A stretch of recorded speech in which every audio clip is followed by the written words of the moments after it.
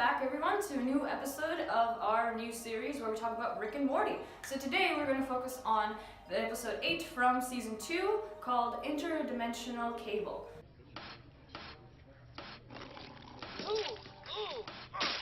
In this episode, Rick and Morty watch an interdimensional cable. So that means they watch a bunch of different shows and commercials that go on in different dimensions. And all of them are either funny, quirky, or a bit strange.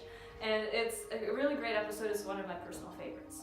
Shit out of you, but it's worth the risk. They melt in your mouth, Morty. They're delicious. Alright, so the phrase, it's worth the risk. So this phrase is usually used when you're describing a situation that is dangerous, but you still want to do it. So for the example here, bungee jumping is scary, but worth the risk. Or for example, what Rick has said is you can completely get beat up by the guy if you try to steal his stuff, but it's worth the risk because apparently his stuff that he has is very delicious. There's a very popular phrase called worth it, and it's used as a standalone phrase when a situation that happened was kind of a negative experience, but the end result was positive. So for example, you and your friends are at an amusement park and you go on a roller coaster and you throw up on the roller coaster. So afterwards your friend's like, oh my god, you totally threw up on that roller coaster, and you're like, worth it, because even though you had a kind of a bad experience with throwing up, you still enjoyed going on that roller coaster. So, can I help you? Starting with common office objects. Hey, that's my stuff. Alright, so that's my stuff.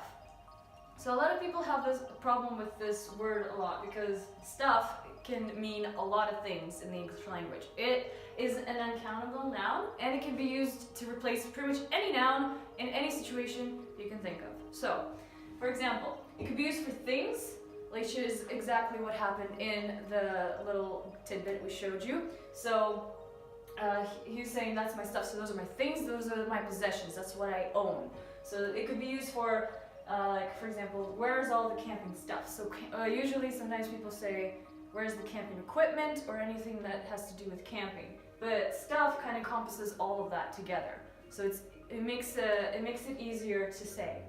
Then activities, so what kind of stuff do you like to read? Obviously it means what kind of books do you want to read. So in terms of activities, so reading is an activity, what kind of stuff do you like to read, or what kind of stuff do you like to watch? It's also very commonly used. Then an art, so I don't like his stuff. So usually if someone says this thing, it means they don't like someone's art or what they create. It could be from movies to books to acting, anything in terms of that. And then lastly, it could be used to describe someone's character. So in this case, does he have the right stuff? So that means, does he have the right qualifications for this job? Usually it's used in that case. Very popular. But the main thing to take away from stuff is that it's very informal. So usually it's used in conversations between friends or just in general conversations. Is your mouth tiny and small? Then why don't you come down a little bit? So, little bits. So if you heard this in Rick and Morty, very popular phrase now. So little bits. So little bits means tiny things, so very small things, little things. Bits is usually used to describe food, like pieces of food, like small bites, bits.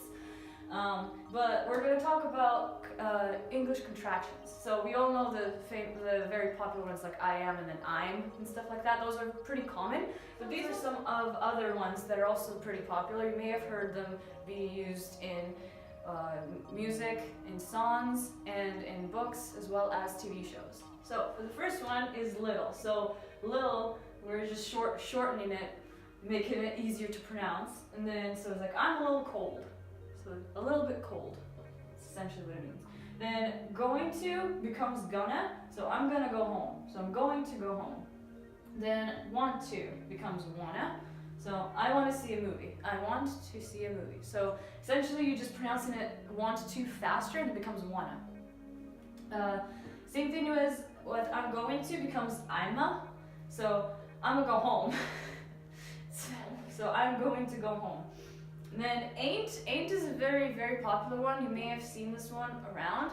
Like for example, ain't no mountain high enough. That's a very popular song. So ain't actually has two different meanings depending on the context. So the first one, the most common one is I am not, are not, is not. So I ain't sure, That means I'm not sure. I am not sure.